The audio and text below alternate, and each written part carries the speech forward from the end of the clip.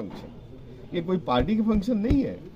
और उन्होंने कहा था मेरे लिए आएंगे एक दिन, ये वादा किया था, आए भी हो, लेकिन मेरा नाम यहाँ इनविटेशन लिस्ट में नहीं है। तो क्या मैं जौनपुर का सांसद नहीं हूँ? क्या मेरा अस्तित्व नहीं है बीजेपी के सामने और गडकरी के सामने? अब इतना ही मैं आपसे कहना चाहता हूँ। और ये बात जो मैंने प्रधानमंत्री जी वाली कही थी, सब बात आप लोग अगर किसी में हिम्मत हो मतलब थोड़ा देर, मतलब बहुत लोग पूरी बात नहीं कह पाते, तो पूछना चाहे तो पूछ सकते हैं कि जौनपुर के सांसद श्याम सिंह यादव ऐसा कह रहे हैं। सांसद जी, आपको नहीं बुलाया गया, आपको क्या लगता है इसकी क्या वजह हो सकती है? वजह क्या है? ये मतलब अपोजिशन को जो वजह तो आपको साफ दिख रही है कि अपोजिशन को कुछ समझना नहीं, अपोजिशन से कोई राय बात न देना, और अपोजिशन की प्रेजेंस भी नहीं मतलब सुहाती उनको। कहीं ना कहीं कामों का क्रेडिट ना देना हो, ऐसा हो सकता है। और मैं आपको बताऊं, यही बात, चलिए आपने अच्छा भूल रहा था, याद पकड़ा दिया। ये जो श्री कृष्ण नगर का स्टॉपेज का था, वो मैंने कराया था रेल मिनिस्टर से मिलकर, और मेरे कहने पर 2-3 चिट्ठी लिखे और मेरे कहने पर वो स्टॉपेज हुआ। लेकिन जब स्टॉपेज हुआ तो कुछ अन्य पार्टी के लोगों ने जाकर के अवैधानिक रूप से, जो कि प्लेटफॉर्म पर कोई मंच नहीं बना सकते, कोई सभा नहीं कर सकते बिना परमिशन, उन्होंने किया और पूरी भीड़ के साथ किया, और उसका पूरा क्रेडिट लिया कि मैंने किया।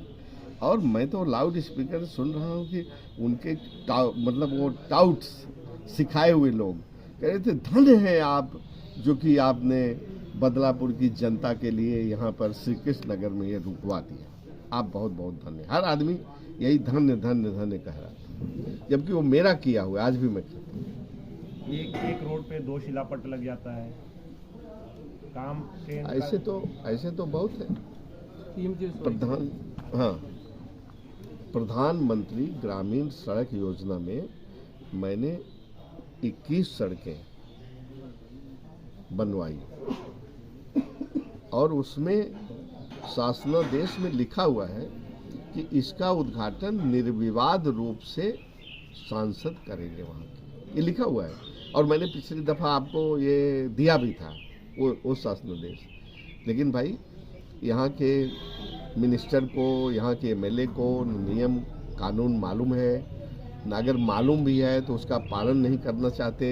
और मैंने माननीय मुख्यमंत्री को भी लिखा है वो पत्र हमको निकाल के रखना चाहिए था कि आपके मंत्री, आपके विधायक नियम कानून को जानते नहीं हैं, ऐसा करते हैं, उद्घाटन हमको करना है, वो खुद करके चले आते हैं, तो क्या उनके खिलाफ कुछ अंकुश लगाएंगे इस तरह की चीज़ों का?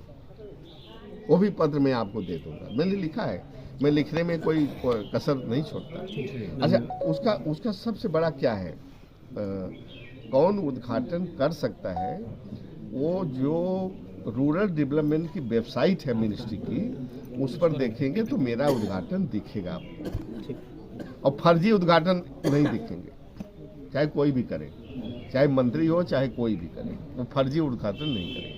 ये एक जो रिलीजियस कॉरिडोर बनाया जा रहा है, जो सड़कों का जाल बुना जा रहा है, अयोध्या के इर्द गिर्द सारे सड़कों की कनेक्टिविटी बढ़ाई जा रही है, किस तरह से देखते हैं इस पूरे को? क्या एक रिलीजियस हब जो बनाया नहीं, देखो, भले इसके पीछे उनकी दूसरी वो है वोट लेने की भावना है, लेकिन चलो डेवलपमेंट तो हो रहा है, उसका हम समर्थन करते हैं, ठीक है। आज वहाँ कर रहे हैं, वो बना रहे हैं कॉरिडोर, सड़क, होटल, सब कुछ बना रहे हैं, कल को दूसरी जगह भी बनेगा। लेकिन हम लोगों ने हमेशा इस चीज़ का विरोध किया कि उसको बढ़ाओ, अपने धर्म को बढ़ाओ, प्रचार प्रसार करो, लेकिन उसको किसी स्वार्थ से न करो। आपने देखा है कि कैसे इस सरकार ने और माननीय मोदी जी ने बुलडोज कर दिया शंकराचार्य लोगों को। आज प्रकरण आ गया तो ये भी सुन लीजिए, हमारे हिंदू धर्म में अगर कोई मंदिर बना, इतना बड़ा मंदिर बना, विशाल मंदिर बना, तो उसका किसको हक है करने का उद्घाटन? शंकराचार्य को है कि प्रधानमंत्री मोदी को है?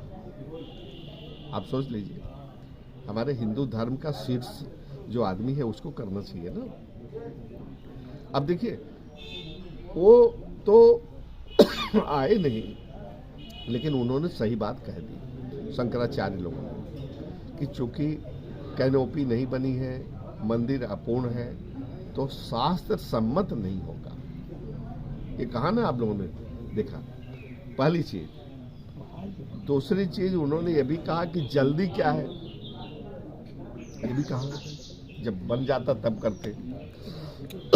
तीसरी चीज, उन्होंने कहा कि हमारे धर्म में, हमारे शास्त्रों में, हमारे विधि विधान में कोई अगर इस तरह का आयोजन होता है, उद्घाटन इतने लेवल पर, पूजा पाठ या जो भी उसको कह लीजिए, तो उसमें अगर उसकी पत्नी जीवित रहती है तो उसका पत्नी का साथ बैठना जरूरी है। और आपने सुना होगा कथानक में, रामचरितमानस में, कि जब रामचंद्र जी यज्ञ कर रहे थे और माँ सीता लंका में कैप्टिव थी और रावण उनके पुरोहित बन करके आए कथा उसको करने के लिए, तो एक दिन के लिए उन्होंने सीता जी को, माँ सीता जी को वहाँ से मुक्त किया कि उनके बगल में आके बैठेंगे तभी वो कथा पूरी होगी। तो क्या आप शास्त्र सम्मत जब मानते हैं तो आप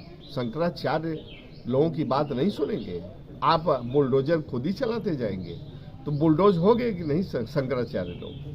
और किसी ने उस पर चूं बोला, क्योंकि किसी के चूं बोलने की, चूं करने की हिम्मत ही नहीं।